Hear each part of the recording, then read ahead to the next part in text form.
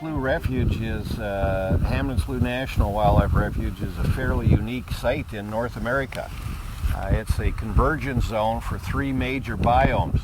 Prairies to the west of us, the southeastern deciduous forest coming up out of the southern United States terminates here just north of Detroit Lakes, and the boreal forest, in this case basically the pine forest around Lake Superior, due to the cold water influence of Lake Superior, terminates just at the north end of the refuge. So you have species of birds in particular from three different biomes. Our local chapter, the Izaak Walton League, the Prairie Woods Chapter, had a very important role in getting this established. Where we are used to be soybean fields, hay fields, corn fields, big drainage ditches all the way through the whole area. We had a number of Ike members that were good friends with people in Fish and Wildlife Service and told us of the plan, and the Ike chapter in Detroit Lakes became the foot soldiers for this refuge project. We went and, if you will, spread the gospel to all our friends, the duck hunters and everything, that there was a possibility of having a refuge out here.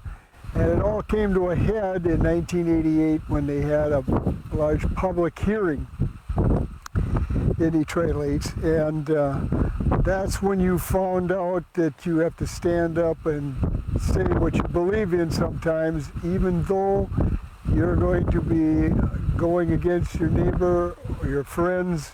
Now, the people from the national organizations were there, like Audubon Society and Safari Club and Ducks Unlimited, and they were putting a lot of money in, but they each had like one representative that went up and said their piece and then walked off the stage. And then it was left for the locals to stand up and tell them what they thought of this whole plan. Roger Hesby, a partner of mine, was a strong proponent for this project right from the get-go.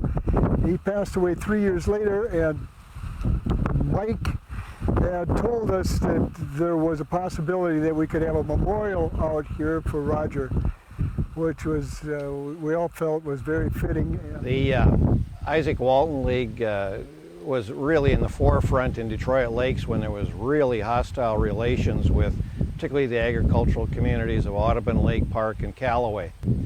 And there was rocks thrown at our trucks, very hostile reaction in the small communities.